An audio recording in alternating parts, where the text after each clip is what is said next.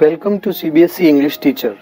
Let's look at the line-by-line explanation of the poem An Elementary School Classroom in a Slum from Class 12 English. If you are watching my video for the first time, please subscribe so as to listen to the explanation of all the chapters. And don't forget to press the bell icon so that you get notified whenever I upload the video. Let's move on to the video now. Stanza 2. On sour cream walls, donations. Shakespeare's head, cloudless at dawn, civilized doom riding all cities. Belled, flowery, Tyrolese valley, open-handed map, awarding the word its world. And yet for these children, these windows, not this map, their world, where all their futures painted with a fog. A narrow street sealed in with a lead sky, far, far from rivers, capes, and stars of words. In this stanza, the poet describes the walls of the school. They are cream in color, like the color of sour cream. This means that the walls are not clean. They have not been painted recently. The walls are covered with different charts and images that must have been donated by different people. There is a picture of Shakespeare on the wall.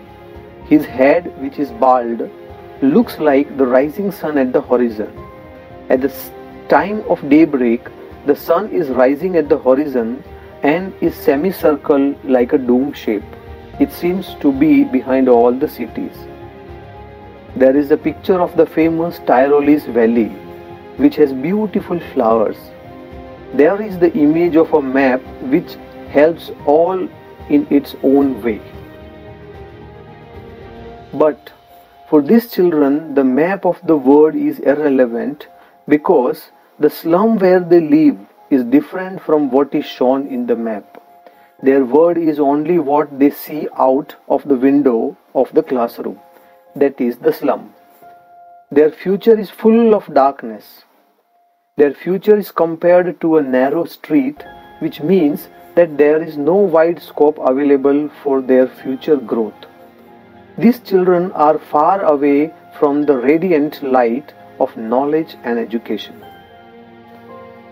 Now let's talk about literary devices used. Metaphor is used in sour cream walls because walls are described to be dull as sour cream.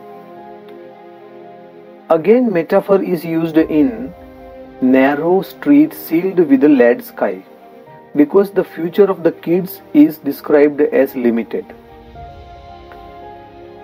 Assonance is used in the group of words belled, flowery, Tyrolese valley because of repetition of vowel sound E. Allusion is used in the group of words Shakespeare's head, Tyrolese valley because it refers to the well-known person or place. And repetition is used in the words far, far because use of the word far stresses on the distance, which means very far. Stanza 3.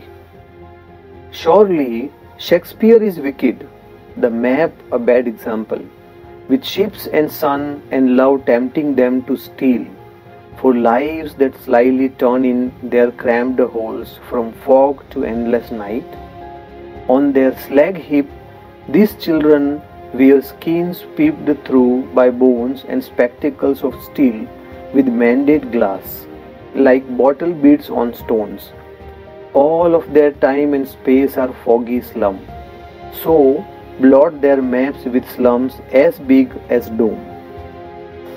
In stanza 3, the poet further says that these children living in the slum area have faced so many hardships that they feel every other person to be their enemy. For them, Shakespeare is an evil man. They don't find the map to be a good thing. They were never liked or loved by anyone. Therefore, they hate almost everyone. Their desire of being loved by others forces them to steal. They live in small homes and they have started adjusting to it.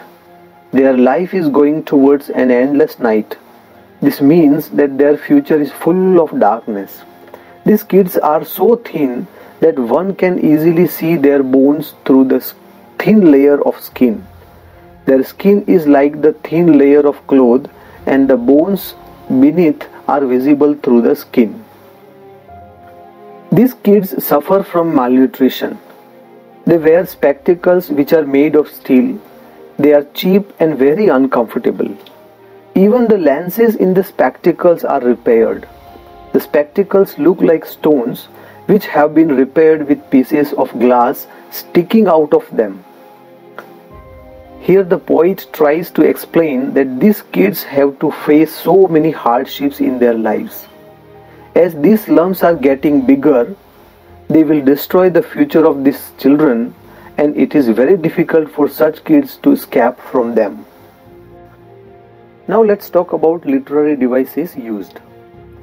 Metaphor is used in the group of words cramped holes because their homes are very small like holes. Simile is used in the group of words like bottle beads on stones, which is their repaired spectacles.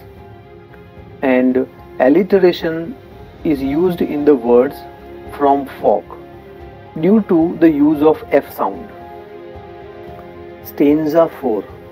Unless governor, inspector, visitor. This map becomes their window, and these windows that shut upon their lives like catacombs break open till they break the town and show the children to green fields and make their word run azure on gold sands and let their tongues run naked into books, the white and the green leaves open. History theirs, whose language is the sun. In stanza 4, the poet says that the government should take notice of the problems being faced by these kids. He urges them to change the lives of these kids and make the world map a reality for them. There is a need to break the restrictions which are put on them due to poverty and lack of resources. He wants the governor and public to help these kids in achieving their dreams, as this will take them away from fog to deep blue sky. The poet here wants to say that in this way the kids can be taken away from the darkness of their present to a bright future. He wants these kids to experience the sense and the beauty of nature, as this will lead to a desire of gaining knowledge. They will then go through the white and green leaves. Here white leaves depict books and green leaves depict nature. This will then result in their progress, and they will be able to paint a bright future for themselves. Now let's talk about literary devices used. Metaphor is used in the group of words the white and green leaves open, as books and nature are expressed in the form of white and green leaves.